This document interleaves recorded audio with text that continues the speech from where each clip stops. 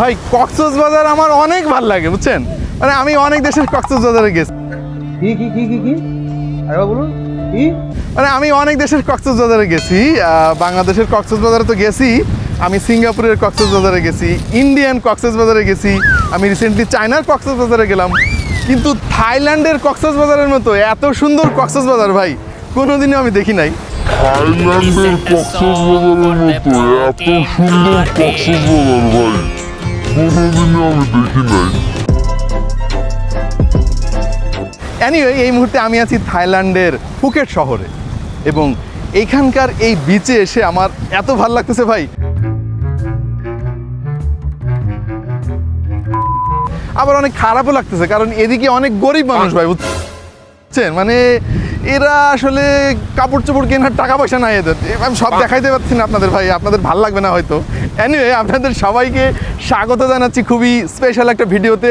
আজকের এই স্পেশাল ভিডিওতে আমরা খুবই স্পেশাল একটা প্রোডাক্ট আনবক্সিং করব এবং আপনাদের সঙ্গে আমাদের অভিজ্ঞতা শেয়ার করব। দেখছেন আপনাদের ভালোবাসার channel tech to the point, সঙ্গে থাকবো আমি ওয়াহিদ।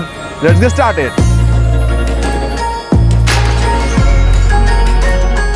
এই মুহূর্তে আমার হাতে রয়েছে পোকো X7 Pro এবং এটার স্পেশাল একটা এডিশন, আর সেটা হচ্ছে আয়রন ম্যান এডিশন, আমার most favourite character of Marvel. এবং ভাই আয়রন ম্যান এত পপুলার, আপনাদের মধ্যে অনেক আয়রন ম্যানের ফ্যান রয়েছেন, আশা করছি তাদের এটা অনেক পছন্দ হবে। আমাদের হাতে এই মুহূর্তে রয়েছে এর ইন্টারন্যাশনাল গ্লোবাল ভেরিয়েন্টের ইনঅ্যাক্টিভ একটা ইউনিট এবং thanks to tech and talk BD তাদের কারণে কিন্তু এটা এত দ্রুত আনবক্সিং করার সুযোগ আমরা পেয়ে গিয়েছি। এবং এই প্রোডাক্ট সম্পর্কে বিস্তারিত সকল তথ্য আমি ডেসক্রিপশনে দিয়ে দিচ্ছি, প্লাস টেক অ্যান্ড টক সম্পর্কে আপনারা সমস্ত তথ্য জানতে পারবেন ভিডিও ডেসক্রিপশনে। তো চলুন আমরা অদ্ভুত একটা আনবক্সিং ভিডিও দেখে ফেলি। থাইল্যান্ডের ফুকেট শহরের পাতং বিচে দাঁড়িয়ে এইভাবে সম্ভবত কোনো আনবক্সিং ভিডিও এর আগে আপনারা দেখেন নাই। যাই হোক, কথা কম কাজ বেশি, আমরা এখনই খুলে ফেলাই এবং একটু দেখার চেষ্টা করেছে এর মধ্যে কি কি রয়েছে। ভাই খুলতে অনেক অসুবিধা হচ্ছে, এইভাবে দাঁড়িয়ে দাঁড়িয়ে কখনো আনবক্সিং করিনি আমি। এনিওয়ে এই হচ্ছে ভাই, এটা আবার ফেললে আবার পুলিশও ধরতে পারে, এটা আপাতত পকেটে রাখি পলিথিন।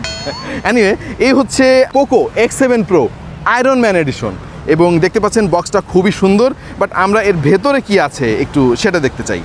এবং বক্সটা খুললে কিন্তু দারুণভাবে একটা ফোল্ডিং মেকানিজম আপনি খেয়াল করবেন এবং এখানে আয়রন ম্যানের চেস্টের ওই যন্ত্রটার মতো একটা অংশ দেখতে পাচ্ছি। আই এম নট শিওর এটা কিভাবে আমি আপনাদেরকে দেখাবো, বাট এটা আপাতত আলাদা রাখি। এরপরে পেয়ে যাব আমাদের কাঙ্ক্ষিত Poco X7 Pro। Yes, this is the Poco X7 Pro, but আমি জানি না এক হাতে কীভাবে এটা আমি খুলবো, বাট চেষ্টা করতেছি ভাই, আপনাদের জন্য কত কষ্ট করি, এটুকু না আর একটু করলাম আজকে এই দারুণ একটা জায়গায় দাঁড়িয়ে। ফাইনালি আমার হাতে এই মুহূর্তে চলে এসেছে Poco X7 Pro iron man edition. আমি একটু এই সিলটাও একটু খুলতে চাই, তাহলে এই ফোনের সৌন্দর্য আরও সুন্দরভাবে আপনি বুঝতে পারবেন। এনিওয়ে একটু সময় নিচ্ছি, সরি অ্যাবাউট দ্যাট, এবং এটাকে আপাতত কোথাও রাখি। Look at this, I mean this is fantastic. বিশেষ করে আয়রন ম্যান লাভারদের কাছে এক নজরে এই ফোনটা পছন্দ হয়ে যাবে। I really like about the accent and the workmanship and the iron man logo of course. এটা কিছুটা 3D প্রিন্টেড টাইপের, মানে আপনার হাতে হয়তো লাগবে এটা উঁচু, বাট ইনফ্যাক্ট এটা একেবারে flat. I am not sure কীভাবে তারা এটা করেছে, তবে যেটা করেছে খুবই চমৎকার লাগছে দেখতে। বক্সের মধ্যে আর কি কি আছে একটু এক ঝলক দেখে ফেলি। বক্সটা ভাই খুব ভালো লাগছে, এটা নিয়ে কোনো সন্দেহ নাই, তারা আয়রন ম্যানের মর্যাদা রাখছে। এনিওয়ে বাকি জিনিস কোথায় এইটা আসলে খুঁজে বের করতে আমাদের অনেক কষ্ট হয়েছিল, বাট এইখানে একটা হিডেন চেম্বার আছে ড্রয়ারের মতো, ঠিক এইভাবে কাজ করে।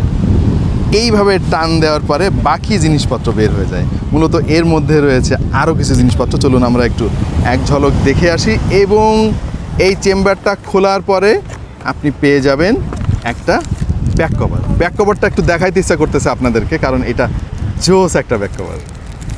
লুক অ্যাট দিস, মানে এটা ফোনে লাগালে ফোনের চেহারা নষ্ট হবে না, আরও বেটার লাগবে আপনার কাছে। এনিওয়ে আমাদের চার্জার এবং ক্যাবেল কোথায় আছে সেটা তো খোঁজার দরকার, বাট যেটা দেখতে পাচ্ছি ক্যাবেলটা এইখানে রয়েছে। এক হাতে আপনাদের জন্য আসলে একটু কষ্ট হচ্ছে দেখাতে।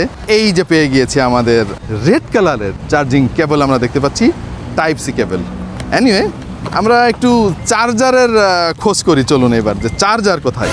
ও ভাই অনেক খোঁজাখুঁজি করলাম, তারা শুধুমাত্র একটা ক্যাবেল দিয়ে রাখছে, মূলত এখানে তারা কোনো চার্জার দেয় নাই, খুবই কষ্ট পাইলাম ভাই। এনিওয়ে চার্জার আপনাকে আলাদা করে কিনে নিতে হবে, পরিবেশের জন্য অনেক উপকারী জিনিসটা, পরিবেশ বাঁচাইতে হবে না, এই জন্য তারা চার্জার দেয় নাই।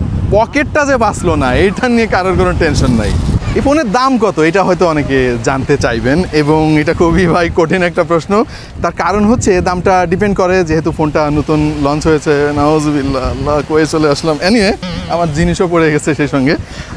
থাইল্যান্ডে এই মুহূর্তে এই ফোনের দাম হচ্ছে 13,000 থাইল্যান্ড বাত, হ্যাঁ, যেটা বাংলা টাকায় যদি কনভার্ট করা হয় তাহলে আসে 49 বা 50,000 টাকার আশেপাশে। ভাই ভুলেও গুগলে সার্চ করেন না, ওইটা ভুয়া ভাই, এটা থাইল্যান্ডে আসলে আপনি বুঝতে পারবেন যে মূলত ওই কনভার্সন রেটটা কত। এনিওয়ে এর সাথে যুক্ত হবে ট্রান্সপোর্ট কস্ট, তারপরে যে বিক্রি করবে সে তো অবশ্যই একটু প্রফিট করবে। সব মিলিয়ে এটার দাম এক্স্যাক্টলি কত এই মুহূর্তে সেটা জানার জন্য আপনাকে অবশ্যই টেক অ্যান্ড টক বিডির সঙ্গে কন্ট্যাক্ট করতে হবে। সুতরাং যারা অথেন্টিক সিল্ড প্যাক এবং ইনঅ্যাক্টিভ ফোন চান তারা যোগাযোগ করতে পারেন বাংলাদেশের অন্যতম ট্রাস্টেড একটা phone shop tech and talk BD. যারা আমাদের চ্যানেলে রেডমি টার্বো 4 এই ফোনের রিভিউ দেখেছেন তারা অলরেডি এই ফোন সম্পর্কে অনেক কিছু জেনে গিয়েছেন।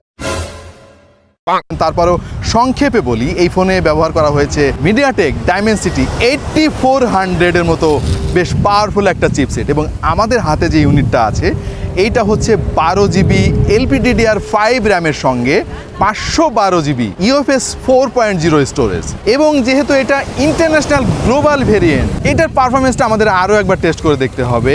রেডমি টার্বো 4 এর সঙ্গে কিন্তু আমরা চাইলে একটা কম্পারিশনও করতে পারি, সেক্ষেত্রে দেখা যাবে যে চাইনিজ ভেরিয়েন্টের রমের সঙ্গে ইন্টারন্যাশনাল ভেরিয়েন্টের রমের পারফরমেন্সে কোনো একটা পার্থক্য হয় কিনা। যদি আপনারা আগ্রহী হন অবশ্যই আমাদেরকে কমেন্টে জানিয়ে দিন। ফোনটা দেখতে যে শুধু বাইরে থেকে আয়রন ম্যানের মতো তা কিন্তু না, এর ইউআইতেও কিন্তু আয়রন ম্যানের ছোঁয়া দেওয়া হয়েছে, ব্যবহার করা হয়েছে বিশেষ একটা থিম।